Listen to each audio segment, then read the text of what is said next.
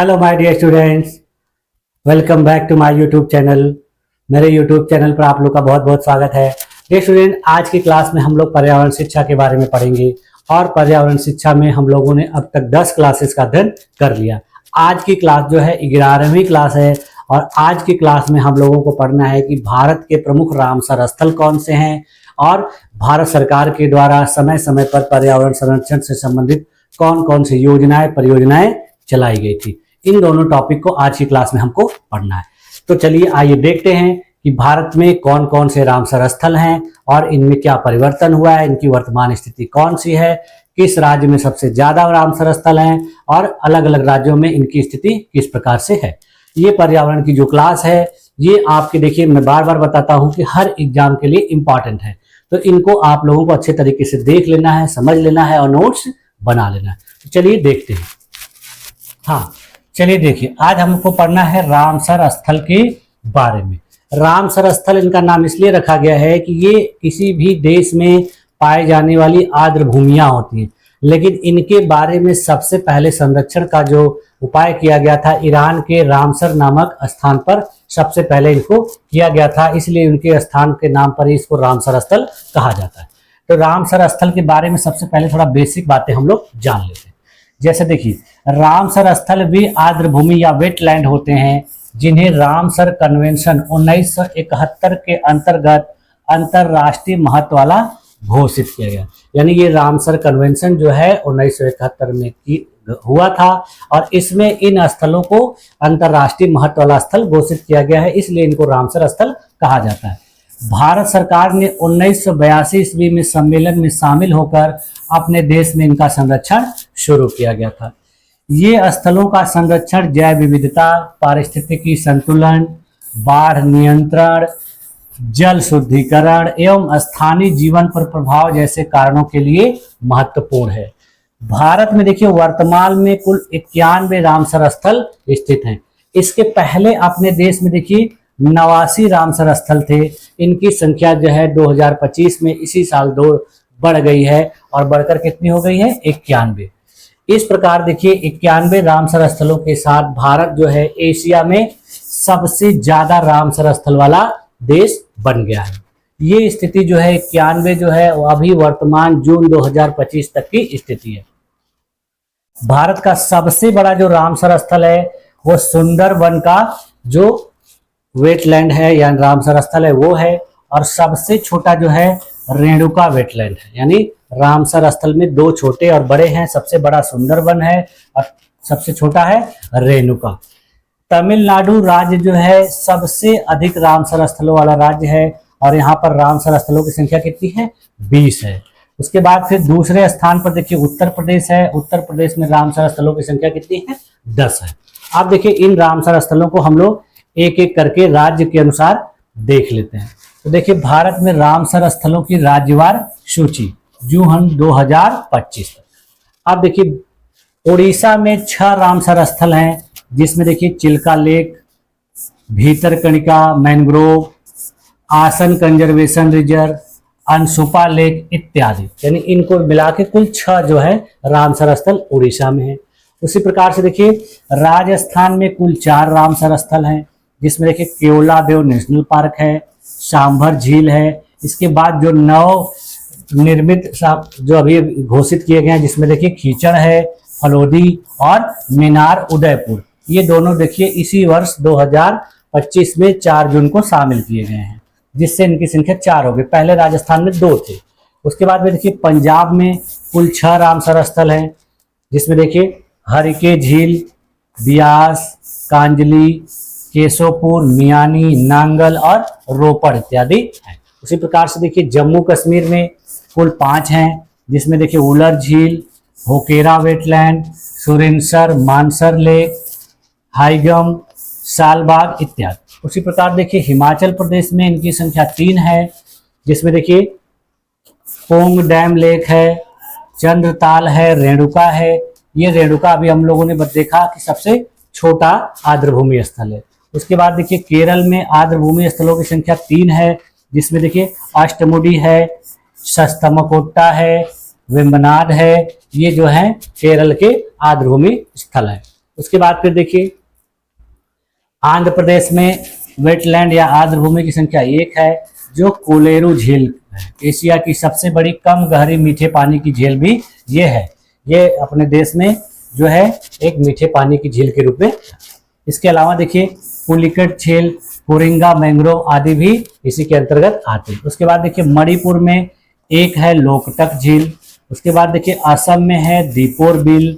तमिलनाडु में कुल इनकी संख्या 20 है, जिसमें देखिए कारवेती है, पिचवरम है, वेलोड है, पॉइंट कैलिमर इत्यादि कुल मिलाकर 20 है। उत्तर प्रदेश में अभी मैंने आप लोग को बताया कि इनकी संख्या 10 है, जिसमें ऊपरी गंगा नदी, नवाबगंज, समन, समसपुर, फिर सरसई नवार, पार्वती अर्गा और सुर सरोवर के अलावा कुल टोटल 10 है। इसके बाद फिर देखिए मध्य प्रदेश में इनकी संख्या 5 है, जिसमें भोज है, भोजताल तवा रिजर्व। इसके अलावा बिहार में देखिए इनकी संख्या 3 है, कांवर लेक जिसको कांवरताल कहा जाता है। ये पहला रामसर स्थल बिहार का है जो 2020 में घोषित किया गया था। उसके बाद फिर देखिए नागी एवं नकटी हैं जो 2024 में घोषित किए गए हैं। इसके बाद फिर देखिए गोवा में एक रामसर स्थल है जो नंदा लेक के नाम से है, 2022 में इसको घोषित किया गया था। इसके बाद फिर देखिए लद्दाख में कुल 2 हैं, समोरी है, थोकार है। उसके बाद देखिए मिजोरम में एक है, पाला वेटलैंड। त्रिपुरा में इसकी संख्या देखिए 1 है, रुद्र सागर झील। दिल्ली एनसीआर में देखिए सुल्तानपुर नेशनल पार्क हरियाणा है। उसके बाद फिर देखिए झारखंड में उधवा झील है जो 2025 में नई घोषित की गई है। उसके बाद फिर देखिए मेघालय और सिक्किम में खेचोपालरी वेटलैंड सिक्किम का है, ये भी 2025 में घोषित किया गया है। गुजरात में इसकी संख्या देखिए 4 है, नल सरोवर, थोल, वडाना और खिजवाड़िया। इस तरीके से देखिए ये रामसर स्थलों की सूची है। आप देखिए भारत में जीव जंतुओं के संरक्षण से संबंधित कुछ प्रमुख परियोजनाएं जो समय समय पर सरकार के द्वारा चालू की गई थी और इनका उद्देश्य क्या क्या है। देखिए परियोजना का नाम, इनके आरंभ का वर्ष, संरक्षण इनका किसका उद्देश्य था और प्रमुख क्षेत्र। जिसमें देखिए पहला है प्रोजेक्ट टाइगर, ये 1973 ईस्वी में शुरू किया गया था। इसके संरक्षण का उद्देश्य था बाघों को संरक्षण करना। इसका प्रमुख क्षेत्र पूरे भारत में टाइगर रिजर्व जैसे कॉर्बेट, सुंदरबन और बांधवगढ़ को था। उसी प्रकार से दूसरा देखिए जो है प्रोजेक्ट क्रोकोडाइल शुरू किया गया था 1975 ईस्वी में। इसके संरक्षण का उद्देश्य मगरमच्छों का संरक्षण करना था। इसके प्रमुख क्षेत्र देखिए उड़ीसा, आंध्र प्रदेश और बिहार थे। इसके बाद फिर देखिए प्रोजेक्ट लायन शुरू किया गया 1975 ईस्वी में। इसका उद्देश्य भारतीय एशियाई जो बाघ शेर हैं उनका संरक्षण करना था, जिसमें देखिए गिर के राष्ट्रीय उद्यान, गुजरात में पाए जाने वाले शेरों का संरक्षण करना था। उसके बाद फिर देखिए प्रोजेक्ट एलिफेंट 1992 ईस्वी में शुरू किया गया था। इसका देखिए उद्देश्य हाथी का संरक्षण करना था और इसमें असम, केरल, कर्नाटक, उड़ीसा आदि में पाए जाने वाले हाथियों का संरक्षण करना था। उसके बाद फिर देखिए हंगुल संरक्षण परियोजना 1994 में शुरू की गई थी। इसमें कश्मीरी हंगुल को संरक्षण करने का उपाय किया गया था। इसका जो क्षेत्र था दाची गांव राष्ट्रीय उद्यान जम्मू कश्मीर में है, वो इसका प्रमुख स्थान था। इसके बाद फिर देखिए वन्य जीव अपराध नियंत्रण बोर्ड, ये शुरू किया गया ब्यूरो 2007 ईस्वी में। इसमें सभी संरक्षित वन्य जीवों का संरक्षण करना था और इसको राष्ट्रीय स्तर पर शुरू किया गया, यानी ये किसी क्षेत्र विशेष के लिए नहीं था बल्कि पूरे भारत के लिए था। इसके बाद फिर देखिए प्रोजेक्ट स्नो लेपर्ड शुरू किया गया 2009 ईस्वी में। इसका देखिए संरक्षण हिम तेंदुआ के लिए था और ये लद्दाख, हिमाचल प्रदेश और उत्तराखंड के क्षेत्रों के लिए चालू किया गया था। इसके बाद फिर देखिए गंगा डॉल्फिन संरक्षण परियोजना 2010 में शुरू की गई थी गंगा डॉल्फिन को बचाने के लिए, और इसका जो क्षेत्र था गंगा और ब्रह्मपुत्र नदी का क्षेत्र था। ठीक है। इसके अलावा देखिए 2010 से 2025 के बीच शुरू की गई कुछ प्रमुख योजनाओं के बारे में भी देख लेते हैं। ये जो ऊपर हम लोगों ने देखा वो 2009 तक की परियोजनाएं थी, यानी 2010 के पहले तक की। आप देखिए 2010 के बाद की, 2010 के बाद में अभी देखिए सबसे पहले 2010 में ही गंगा डॉल्फिन संरक्षण परियोजना शुरू की गई थी। इसका उद्देश्य गंगा और ब्रह्मपुत्र नदी में पाए जाने वाली गंगा डॉल्फिन को बचाना था। इसका महत्व था गंगा डॉल्फिन भारत की राष्ट्रीय जलीय जीव है, इसलिए इसको बचाना बहुत जरूरी है। इसके अलावा देखिए इसमें कुछ विशेष कार्य किए गए, डॉल्फिन की गणना की गई, संवेदनशील क्षेत्रों का चिन्हांकन किया गया और इनके अवैध शिकार पर रोक लगाई गई। उसके बाद फिर देखिए गिद्ध संरक्षण कार्यक्रम चलाया गया 2011 ईस्वी में। इसका उद्देश्य था कि डाइक्लोफेनाक दवा के कारण मर रहे गिद्धों को बचाना। इनका महत्व था गिद्ध पारिस्थितिकी तंत्र के लिए आवश्यक सफाई कर्मी माना जाता था, इसलिए इनको बचाना बहुत जरूरी है। इनका स्थान देखिए पिंजौर, हरियाणा, असम, मध्य प्रदेश आदि में गिद्ध प्रजनन केंद्र खोले गए। इसके बाद फिर देखिए 2012 ईस्वी में रेड पांडा संरक्षण परियोजना शुरू की गई। इसका स्थान सिक्किम, अरुणाचल प्रदेश है। इसका उद्देश्य देखिए हिमालयी क्षेत्र में पाई जाने वाली संकटग्रस्त रेड पांडा की रक्षा करना है। इनका कार्य देखिए क्या है, रेड पांडा जो है हैबिटेट संरक्षण, मानव पांडा संघर्ष को कम करना रखा गया है। इसके बाद फिर देखिए ग्रेट इंडियन बस्टर्ड प्रोजेक्ट शुरू किया गया 2013 ईस्वी में। इसका जो प्रमुख स्थान था राजस्थान, महाराष्ट्र और गुजरात था। इस परियोजना के शुरू करने का उद्देश्य क्या था, विलुप्त प्राय पक्षी ग्रेट इंडियन बस्टर्ड को संरक्षित करना। इसके लिए विशेष योजना के रूप में देखिए 2020 में जैसलमेर में कैप्टिव ब्रीडिंग सेंटर की स्थापना की गई। ठीक है, उसके बाद फिर देखिए राष्ट्रीय जैव विविधता कार्य योजना NBAP जो है दूसरे चरण में 2014 से 20 के लिए शुरू की गई। इसका उद्देश्य था संकटग्रस्त प्रजातियों के संरक्षण हेतु नीति आधारित योजना चलाना। उसके अलावा कुछ संलग्न प्रजातियों में जैसे हिम तेंदुआ, एशियाई शेर, डॉल्फिन, बस्टर्ड आदि के लिए भी इसमें बचाव के उपाय किए गए थे। इसके बाद फिर देखिए हिम तेंदुआ के संरक्षण के लिए एक अलग परियोजना चलाई गई थी 2019 ईस्वी में। इस परियोजना के चलाने का उद्देश्य देखिए क्या था, भारत के ऊंचे हिमालयी क्षेत्रों में पाए जाने वाले हिम तेंदुए का संरक्षण करना। इसके लिए कुछ विशेष पहल भी शुरू की गई थी, जिसमें देखिए स्थानीय समुदाय की भागीदारी, इको टूरिज्म से आय भी अर्जित करना था। इसके बाद फिर देखिए फिर प्रोजेक्ट डॉल्फिन शुरू किया गया 15 अगस्त 2020 को। इसकी घोषणा प्रधानमंत्री नरेंद्र मोदी जी के द्वारा की गई। इसका लक्ष्य था नदी गंगा डॉल्फिन और समुद्री डॉल्फिन दोनों की सुरक्षा करना। इसका प्रवर्तन केंद्रीय पर्यावरण, वन एवं जलवायु परिवर्तन मंत्रालय के द्वारा किया गया। इसके बाद फिर देखिए प्रोजेक्ट लायन शुरू किया गया 2020 में। इसकी घोषणा देखिए स्वतंत्रता दिवस के अवसर पर 2020 में की गई थी। इसका उद्देश्य एशियाई सिंहों के संरक्षण हेतु नए आवास गुजरात के बाहर विकसित करना था। इसके लिए विशेष रूप में देखिए जीन पूल को विस्तारित किया गया और इनको महामारी से बचाव के लिए उपाय किया गया। फिर देखिए चीतों की पुनर्स्थापित परियोजना की गई शुरू 2022 ईस्वी में। इसका उद्देश्य था भारत में विलुप्त हो चुके चीतों को अफ्रीका से लाकर पुनः स्थापित करना। इनका स्थान था कूनो राष्ट्रीय उद्यान, मध्य प्रदेश। इसका महत्व यह था कि यह भारत की पहली प्रजाति है जो पुनर्वास परियोजना के रूप में स्थापित की गई है। इसके अलावा देखिए पहले जो चीते आए थे वो नामीबिया से 2022 में, फिर दक्षिण अफ्रीका से 2023 में लाए गए थे। ठीक है, उसके बाद फिर देखिए प्रोजेक्ट हंगुल पुनरुद्धार अभियान शुरू किया गया। ये 2022 से 2025 तक इसको विस्तारित कर दिया गया। इसका जो स्थान है वो जम्मू कश्मीर का डाचीगाम उद्यान है। इसका लक्ष्य रखा गया कश्मीरी बारहसिंगा की संख्या को बढ़ाया जाना। इनकी संख्या को गिरावट हो गई थी, 1970 में 500 से नीचे आ गई थी और 2020 में 200 के आसपास हो गई थी, तो इसीलिए इनकी संख्या को बढ़ाना था। उसके बाद फिर देखिए जैव विविधता संरक्षण मिशन शुरू किया गया।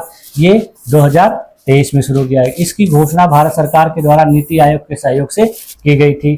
इसका उद्देश्य था प्रजातियों का दस्तावेजीकरण और संरक्षण, जलवायु, लचीला पारिस्थितिकी तंत्र इत्यादि डेवलप करना। ठीक है, इसके बाद फिर देखिए इसके अतिरिक्त कुछ और भी अतिरिक्त पहले और राष्ट्रीय योजनाएं चलाई गई, जिसमें देखिए राष्ट्रीय जैव विविधता अधिनियम 2002 चलाया गया। फिर उसके बाद देखिए नेशनल वेटलैंड संरक्षण कार्यक्रम चलाया गया। फिर उसके बाद राष्ट्रीय जैविक उद्यान खोले गए।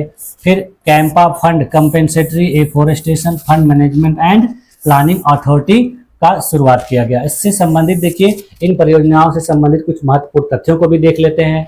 इसमें देखिए जैसे परियोजना जो बाघ है वो भारत की सबसे पहली और सफल संरक्षण परियोजना मानी जाती है। उसके बाद परियोजना हाथी 1992 में जो लॉन्च की गई थी, लेकिन 2010 में इसे और मजबूती दी गई। उसके अलावा देखिए जो डॉल्फिन परियोजना को नेशनल एक्वाटिक एनिमल घोषित किए जाने के बाद शुरू किया गया। गिद्धों की संख्या में 99% गिरावट के बाद संरक्षण की आवश्यकता महसूस, यानी गिद्धों की संख्या जो है 99% तक गिर गई जब एकदम कम हो गई, 1% बचे रह गए, तब जाके इनके संरक्षण की आवश्यकता महसूस की गई। इन परियोजनाओं ने देखिए IUCN रेड लिस्ट की कई प्रजातियों को विलुप्ति से बचाने में मदद की है।